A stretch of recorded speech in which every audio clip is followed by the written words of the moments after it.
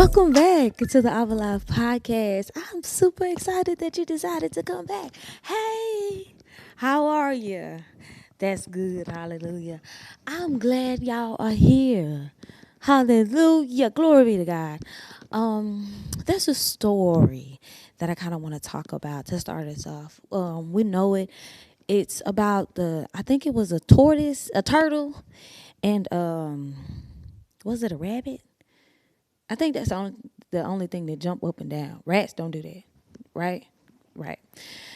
And the story is a little prophetic because as we analyze what's going on in the story, we have the turtle, which is normally deemed as a slow individual, and then we have the rabbit, who is normally deemed as a more fast-paced individual. And what we see here with the rabbit is that because the rabbit has this pride about him, he decides that in the middle of a race, as the race is going, he gonna take him a little break. Now understand, the break wasn't necessarily because he was tired. The break was because he thought that in his own power, that at that very moment, that no matter what, I'm gonna win this race regardless. But I don't want to look at it from that point of view. I want us to kind of look a little deeper and kind of correlate this to our lives. When we walk by the Spirit, it's very easy for us to get discouraged because a lot of things in life are so fast paced, right? A lot of things in life are microwavable, and especially due to this technology and stuff that we have going on. It's so easy to be like, okay, I want to get this done and I want to get it done now. But I would influence all of us to take the route of the tortoise, aka turtle, aka turtle DJ. He decided what the only thing he could do, actually, because hold on, wait a minute, I just got this. Because he was on unfamiliar ground, because they like to live in the water. He decided that he was going to take not just the safest route, but he was going to take the most effective and the most healthiest route in order for him to, at the end of the day, I'm going to win regardless. Okay, that was a little start off. Of course, by that story, we know that we're kind of going to talk a little bit about walking by the Spirit. So we see in Galatians 5, all up and down and through it. I don't want to get too detailed with this because we're going to do another session about this. But I just want to talk about the key word right now. For this session, the key word is walking. I found myself, and sometimes I still find myself in a pace in which God never designed me to be in. Right? So when we actually sit back and commune with God and we sit back and let him do a work in us, we find out, for those who have actually gone through this process and are going through this process, we find out that nothing about this process is fast. Nothing about it is expedient. And we want to, and sometimes we be like, okay, why? You know what I'm saying? I want to get it right. I want to do this. I want to do that. I want to make sure I get it right, but I want to do it right now. You know what I'm saying? A proverb, a pod. Today's proverb comes from Proverbs 18, verse 20. It says, a man's belly shall be satisfied with the fruit of his mouth, and with the increase of his lips shall he be filled. I want us to take a moment to just look over what's currently going on in our lives and just think, did I speak this on me? Now, this could be good or it could be bad. But if it's bad, even if it's good, did I speak this? Am I walking around saying that I'm tired? Or am I walking around saying, listen, I got all the energy in the world. I don't get tired.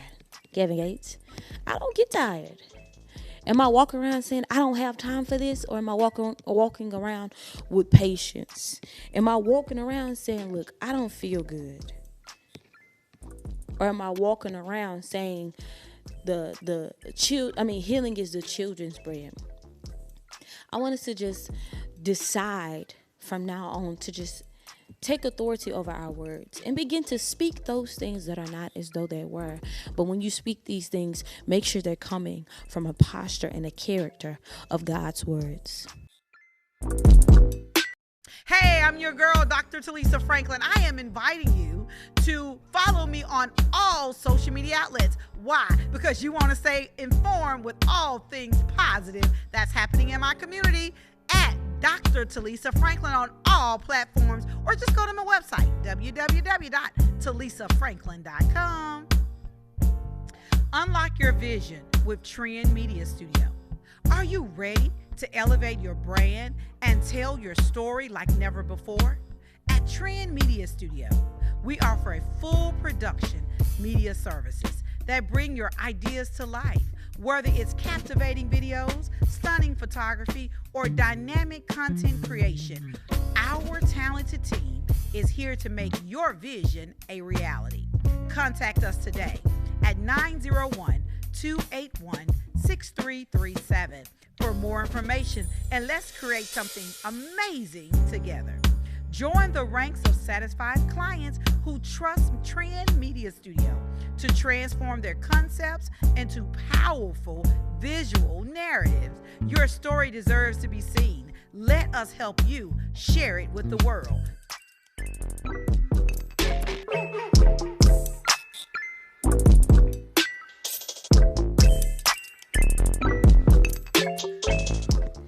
So I started to look at that thing, right? And I began to find myself running at a pace that I'm not prepared for, and running at a pace that God never designed for me to run in. And it's so easy, so very easy to find yourself in a place where you want to be used by God and you want to lay yourself out as a living sacrifice to God, but you do it with a time period attached to it. And it makes it hard because we never understand, or we never get the chance to understand the fullness of the work that he's doing in us, right? Because we want it so, I need this right now. I need this right now. What happens when you leave the house and you're in a rush? You often forget something.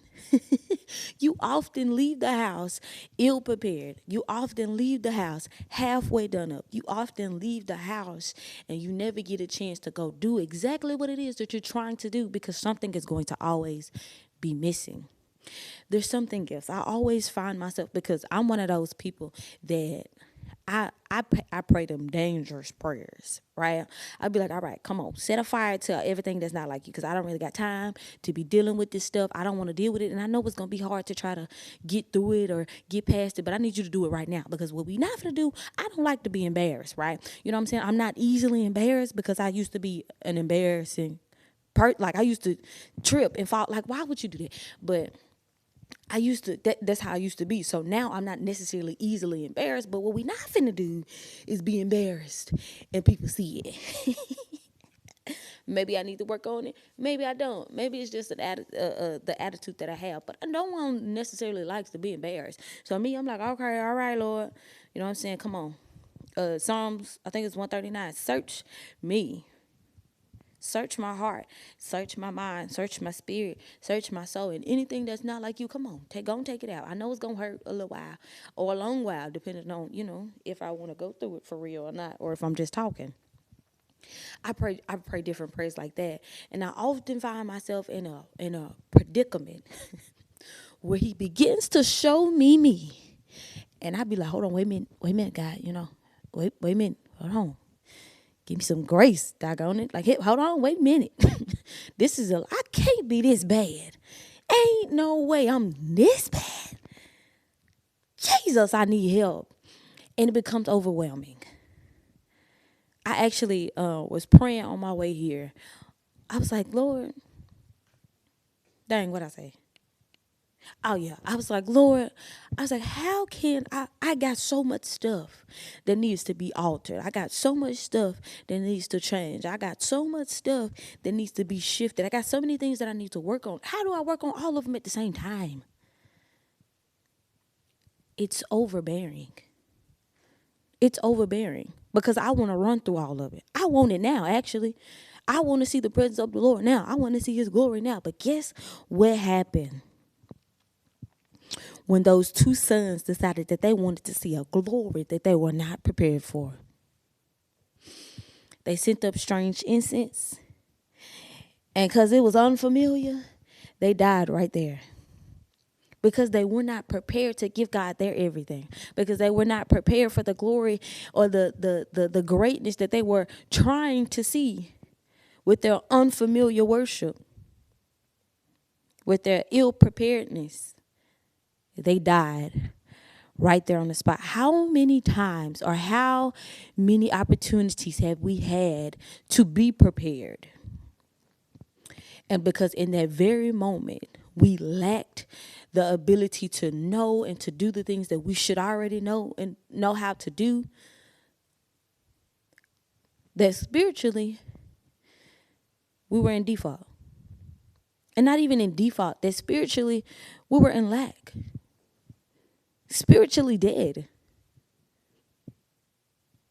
So, walking, I was actually talking to this guy the other week.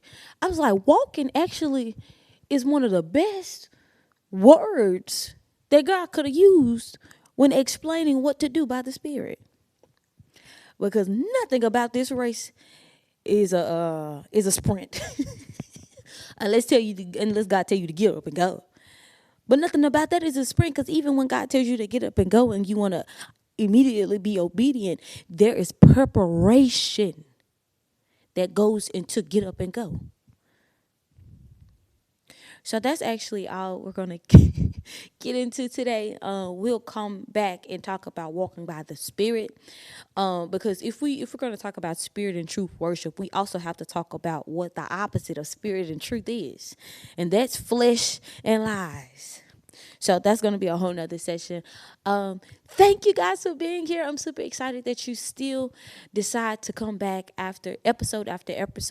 Thank you for being here, and I can't wait to see you on the next episode. All right. Bye-bye.